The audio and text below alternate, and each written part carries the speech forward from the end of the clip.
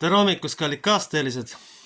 Täna siis kuulsin juhuslikult YouTube'ist, et grupp seltsimehe tahab koolides seaduslikuks muuta LGBT agenda ja hakata vanemaid sellest karistama ja neid vanemlikke õigusi ära võtma ja koolidelt õigusi ära võtma.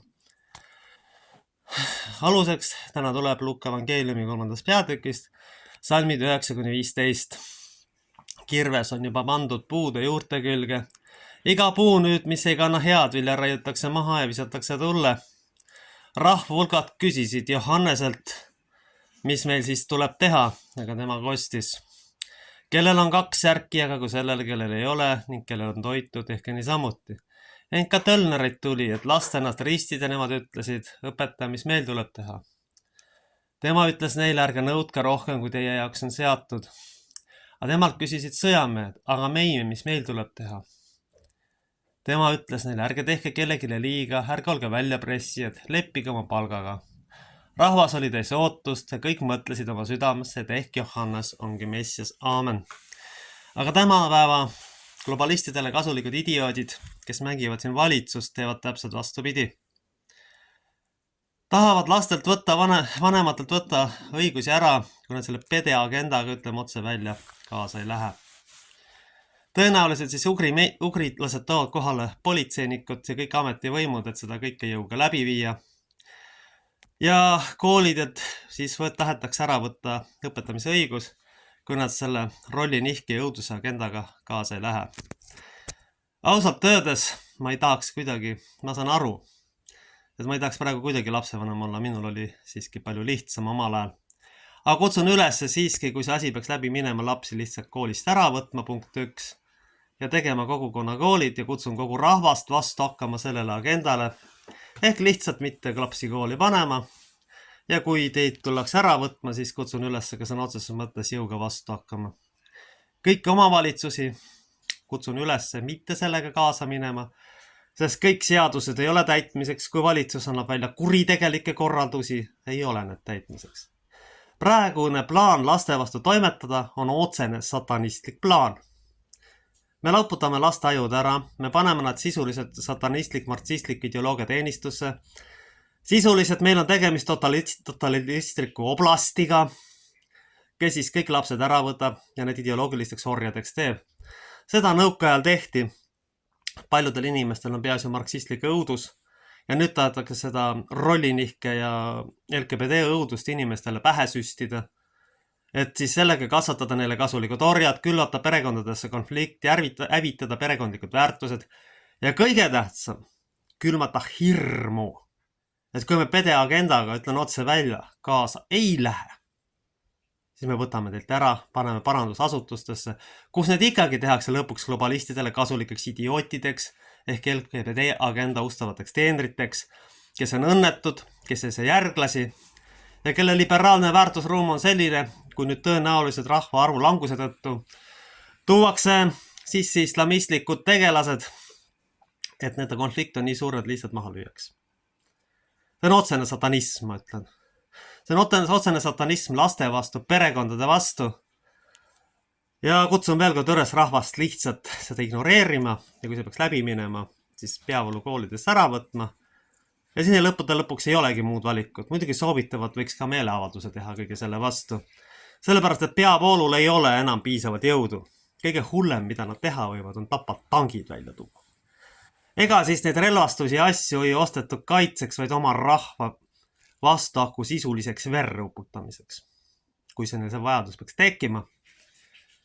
Need ei ole tegemist ikkagi inimestega, vaid mingisuguste psühhopaatidega, kes on globalistidele kasulikud idioodid ja kes valimatult nende tahet läbi viivad.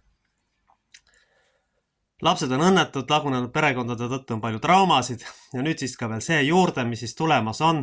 Te lähete koolide kasutuslubade kallale, tõenäoliselt on kuskilt satanistid andnud korraduse, et niimoodi saaks satanistliku ideoloogia nagu lääneski siia juurutada hirmutamise manipulatsiooniga.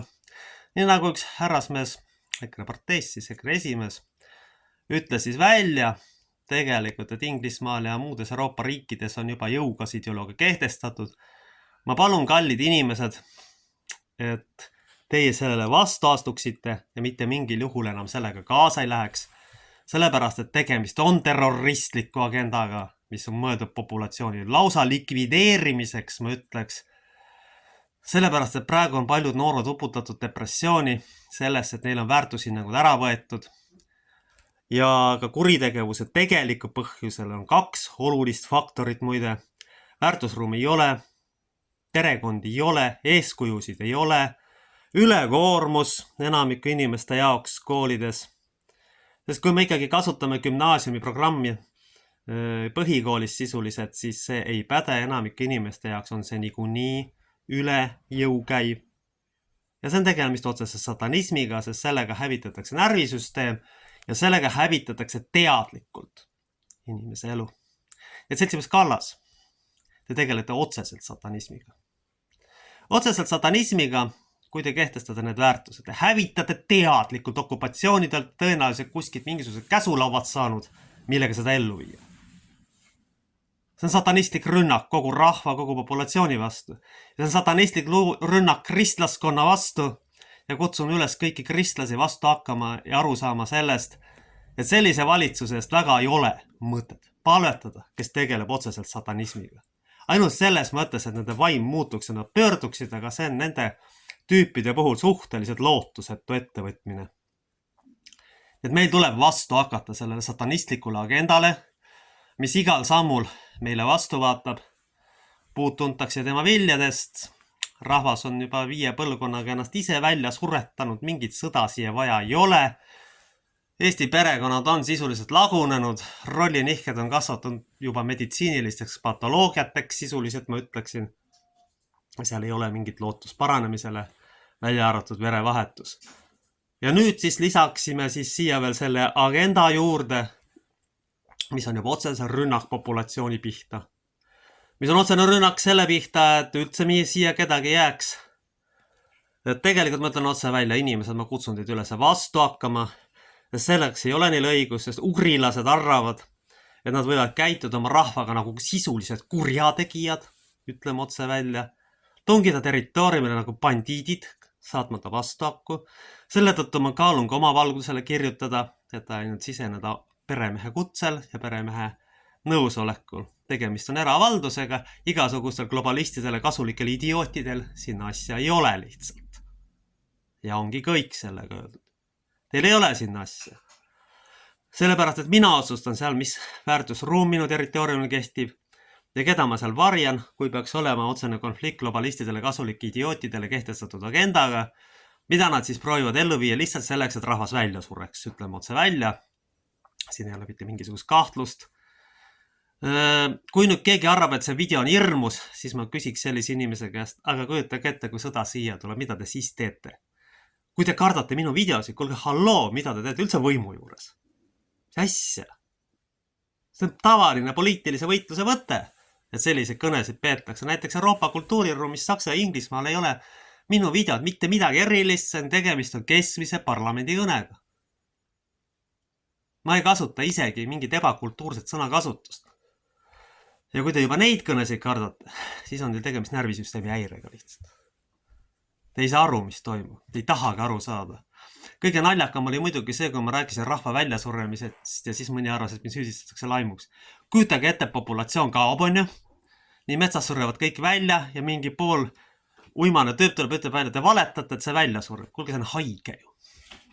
Mis asja te lubate? Ja nüüd samasugused tüübid on ja teevad sellise toreda seaduse. Ja võtame teilt lapsed ära, kui te me idiotismiga kaasale. Kutsun veel kord inimesi vastu hakkama. Ja mind ei huvita, mis tagajärgsest minul on. Sellepärast, et kõik selline haridussüsteem, kes sellega kaasa läheb, on otsene satanismi teenija. Siin ei ole mitte midagi öelda.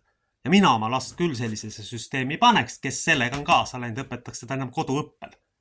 Mina isiklikult olen selleks täiesti võimeline. Koduõppel õpetaks teda, sest ma ei laseks oma last mürgitada igasugustel idiootidel, kes on saanud satanistide käest käsu. Ütleme otse välja siis. Härra Vooglaid ja härra Helme ju rääkisid sellest, aga ma ütlen otse välja. See on otsene satanistlik ideoloogia populatsiooni arvu vähendamiseks. Ja see tuleb meil meelde jätta. Need kõik, kes sellega kaasa lähevad ja sellega nõus on, teenivad otseselt satanismi. Oma argpükslikkuse tõttu. Aamen.